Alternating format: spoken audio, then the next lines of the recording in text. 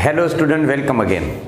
अच्छा बाबा, आज हम जा रहे हैं न्यूक्लियर रिएक्टर पे, क्योंकि न्यूक्लियर फिशन या जो कोई न्यूक्लियर फ्यूजन रिएक्शंस आपके होते हैं इसके जो मेन इस्तेमाल है, मतलब एप्लीकेशन के हिसाब से अगर बात करें तो क्या करें, ठीक है। तो है न्यूक्लियर रिएक्टर। अच्छा, न्यूक्लियर रिएक्टर बुनियादी तौर पे एक प्लांट है या एक अरेंजमेंट है जहाँ पे पता है क्या होता है, न्यूक्लियर एनर्जी को कन्वर्ट किया जाता है in the form of electrical energy. तो बड़ी सादी सी डेफिनेशन है, बड़ा सादा सा कॉन्सेप्ट है। न्यूक्लियर एनर्जी को हम इलेक्ट्रिकल एनर्जी में यहाँ पे कन्वर्ट करते हैं, और इसमें जो रिएक्शन इस्तेमाल किया जाता है इट कैरीज, ये जो रिएक्शन यहाँ पे लेते हैं ना, वो आप सिंपली कह सकते हैं न्यूक्लियर फिशन प्रोसेस। इसमें जो रिएक्शन होता है वो कौन सा बेटा, न्यूक्लियर फिशन। फिशन का मतलब है decomposition of heavy nucleus into smaller, या हम सिंपली कह सकते हैं इनटू द डॉटर न्यूक्लियर, ठीक है। अच्छा, अब ये कन्वर्जन होती कैसे है आपके सिलेबस में नहीं है इतना, पर ये है कि भाई इसके जो मेन अरेंजमेंट या जो मेन सेक्शंस है ना, वो हम डिस्कस कर लेते हैं। जिसमें सबसे पहले आपका आता है पहला नंबर सेशन, जो कि हम कहते हैं न्यूक्लियर फ्यूल। मतलब जो फ्यूल आप इस्तेमाल करते हो कौन सा। देखिए, जब हम एनर्जी की बात करते हैं, एनर्जी ऑब्टेन की बात करते हैं, तो जाहिर सी बात है हमारे यहाँ कोई ना कोई न्यूक्लियर फ्यूल होता है या कोई ना कोई इनपुट आपका होता है, रॉ मटेरियल जिसको कहते हैं।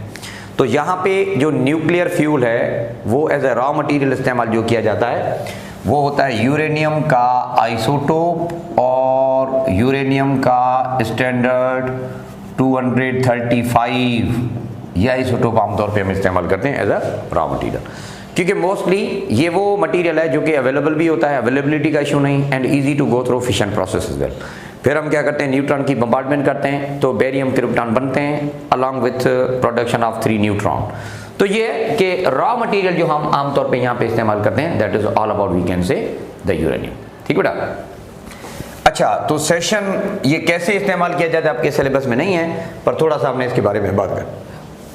अच्छा, जो दूसरा यहाँ पे होता है, जो दूसरा पोर्शन यहाँ पे होता है उसको हम बोलते हैं मॉडरेटर। मॉडरेटर का बुनियादी काम क्या है बाबा? मॉडरेटर का बुनियादी मतलब होता है कि रिएक्शन को कंट्रोल करना या प्रोसेस को कंट्रोल करना। और वो प्रोसेस को कंट्रोल हम कैसे करते हैं? Absorption of neutron. तो हम सिंपली कह सकते हैं कि फिशन प्रोसेस में आपने देखा कि न्यूट्रॉन पैदा होते हैं ना, किसी तरह से आपने उनको एब्जॉर्ब करना है, उनको साइड पे कर लेना है, तो वो रिएक्शन या वो जो प्रोसेस है खुद ही रुक जाता है। तो एब्जॉर्प्शन ऑफ प्रोटॉन, अपना जो न्यूली बॉर्न न्यूट्रॉन्स हैं उनकी ये जो हम करते हैं उनका जो प्रोसेस है या उनको न्यूट्रॉन को एब्जॉर्ब करने के लिए करते हैं, ये सेशन जो है ना, ये बुनियादी तौर पे कहलाता है कौन सा? मॉडरेटर। तो मॉडरेटर सेक्शन में हम सिंपली क्या करते हैं, न्यूली बॉर्न न्यूट्रॉन को एब्जॉर्ब करा के रिएक्शन को हम सिंपली कह सकते हैं कि कंट्रोल कर सकते हैं। अच्छा, मॉडरेटर में कौन सा एलिमेंट आमतौर पे इस्तेमाल किया जाता है? आमतौर पे आप इसमें सॉफ्ट वाटर भी यूज कर सकते हो या आप हार्ड वाटर भी यूज करते हो। अच्छा, सॉफ्ट वाटर जो है ना वो लाइटर है। आमतौर पे आप ऐसे भी कह सकते हो कि भाई सॉफ्ट वाटर आपका जो प्रोसेस है या सॉफ्ट वाटर जो होते हैं ना, they are having low mass number, और आप सिंपली कह सकते हैं कि इनका जो पावर है, मतलब स्लो करना, एब्जॉर्ब करना, न्यूट्रॉन को एब्जॉर्ब करना, इनका बड़ा हाई होता है।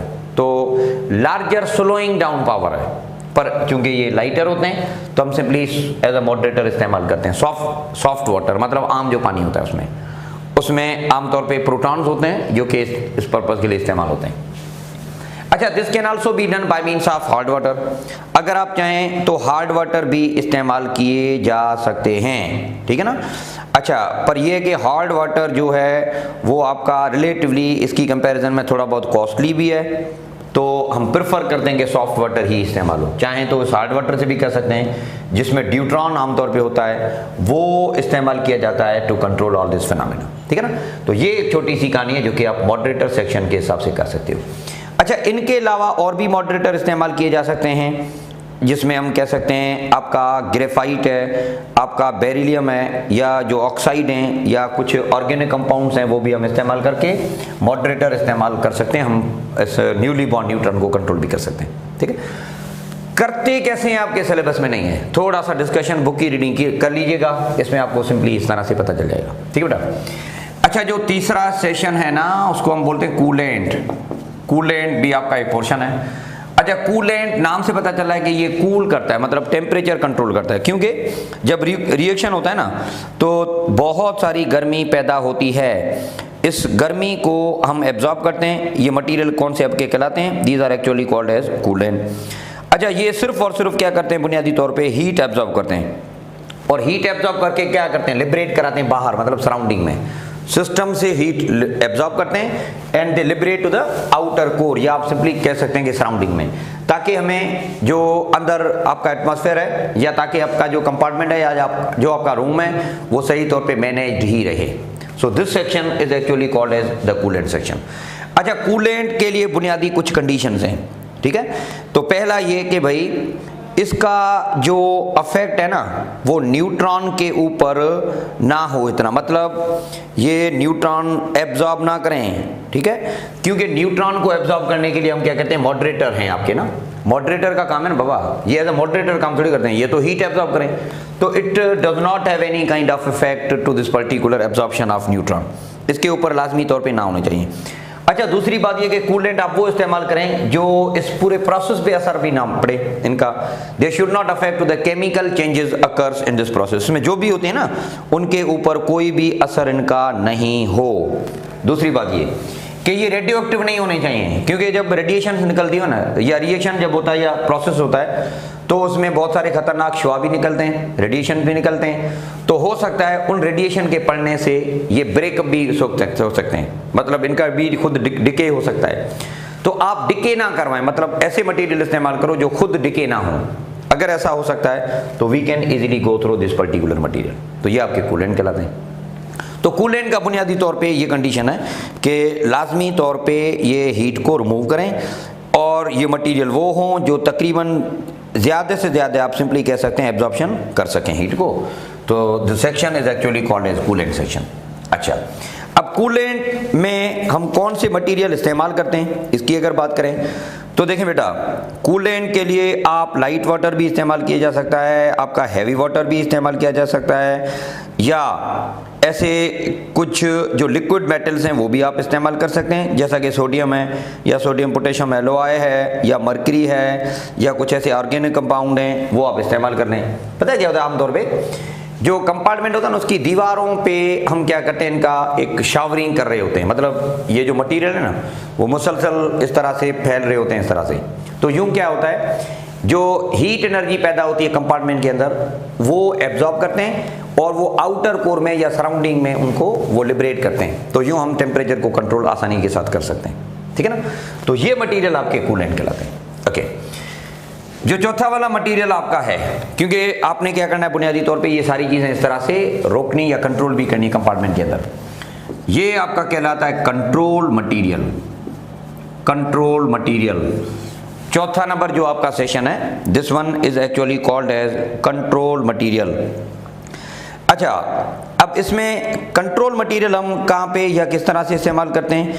ये वो मटेरियल हैं जो आप सिंपली कह सकते हैं they control the nuclear fission process, ठीक है, और एब्जॉर्ब करने के साथ, मिसाल के तौर पे मॉडरेटर ने क्या किया था, न्यूट्रॉन एब्जॉर्ब किया ना, न्यूट्रॉन उन्होंने एब्जॉर्ब किया तो उनका टेम्परेचर पे फर्क पड़ सकता है उन मॉडरेटर के ऊपर, या उनके प्रेशर के ऊपर भी फर्क पड़ सकता है, या उनकी कंडीशन के ऊपर फर्क पड़ सकता है। तो कंट्रोल मटेरियल क्या है कि रीजन में या कोर में हम लगा देते हैं जो इन एब्जॉर्प्शन की वजह से चेंजेस आती हैं, मुख्तलिफ मॉडरेटर के ऊपर जो चेंजेस आती हैं उनको ये कंट्रोल करते हैं, ठीक है, ताकि उनके ऊपर मिनिमम एज पॉसिबल हम सिंपली कह सकते हैं कि इनके ऊपर चेंजिंग आए। अच्छा, तो ये है कि भाई कैडमियम आमतौर पे बेहतरीन समझा जाता है क्योंकि उनकी मेल्टिंग पॉइंट काफ़ी कम है रिलेटिव टू द अदर, तो लो टेम्परेचर के हिसाब से हम सिंपली बात कर सकते हैं कि ये बेहतरीन है, ठीक है। इसके अलावा हम एलॉय ऑफ सिल्वर भी इस्तेमाल कर सकते हैं, इसके अलावा ये भी आप ध्यान में रख लो। या अच्छा, बोरॉन की अगर बात करें ना तो लो टेम्परेचर के हिसाब से आपका कैडमियम सही है, पर हाई टेम्परेचर के हिसाब से अगर बात करो तो बोरॉन बेस्ट है, क्योंकि उसकी जो मेल्टिंग पॉइंट है आसानी के साथ वो आपका मेल्ट नहीं होता, तो ज़्यादा मेल्टिंग पॉइंट की वजह से आप सिंपली कह सकते हैं बोरॉन भी कर सकता है। और दूसरी बात ये कि इसके पास लार्जर न्यूट्रॉन एब्जॉर्ब करने की सलाहियत भी है। तो जनरली हम सिंपली कह सकते हैं कि कंट्रोल मटेरियल वो हैं जो मॉडरेटर के साथ साथ ऑपरेट होते हैं, क्योंकि जब ये न्यूट्रॉन एब्जॉर्ब करते हैं तो उनका टेम्परेचर या उनकी प्रॉपर्टीज पे फर्क आ जाता है, जो कि हम किसी भी तरह से कहते हैं कि भाई ना हो। तो such set of materials are actually called as control material. आमतौर पे बोरॉन भी इस्तेमाल किया जाता है, कैडमियम भी। लो टेम्परेचर पे कैडमियम है, हाई टेम्परेचर पे हम इसको इस्तेमाल करते हैं एज अ बोरॉन। अच्छा बाबा, एक सेशन और भी है जिसको हम बोलते हैं शील्डिंग। अब पता क्या है, जब न्यूक्लियर रिएक्शन होता है ना तो बहुत खतरनाक रेडिएशंस निकलती हैं। ये रेडिएशन कंपार्टमेंट से बाहर भी जा सकते हैं, और अगर बाहर कोई लोग रह रहे हैं तो जाहिर सी बात है उनकी न्यूट्रिशन, उनके जो एक्टिविटीज़ हैं या उनके ऊपर ये रेडिएशन अटैक कर सकते हैं, तो उनके भी डिसएडवांटेजेस भी हो सकते हैं। अच्छा, इस पूरे मामले को कंट्रोल करने के लिए हम क्या करते हैं कि कंपार्टमेंट को शील्ड कर देते हैं। शील्ड का मतलब ये कि कंपार्टमेंट की जो दीवार है ना वो आप थोड़ी मोटी सी बना लो, थिक कॉन्क्रीट वॉल, थोड़ी सीमेंट की मोटी दीवार बना लो, ताकि ये रेडिएशन आसानी के साथ पेनिट्रेट ना हो। अगर ये रेडिएशन पेनिट्रेट कर गए तो हो सकता है कि वो सराउंडिंग को भी कंट्रोल कर सकते हैं। So this set of properties is all about we can say shielding. Shielding का मतलब आप कुछ इस तरह से करो ताकि ये रेडिएशन पेनिट्रेट ना हो सके, ठीक है ना। तो ये मुख्तलिफ सेशन है जो कि न्यूक्लियर रिएक्टर में इस्तेमाल किए जाते हैं। इसका सिंपल सा कॉन्सेप्ट आपने पढ़ा। अब ये रिएक्शन इस्तेमाल किया जाता है किस चीज़ को किस में कन्वर्ट करने के लिए बेटा?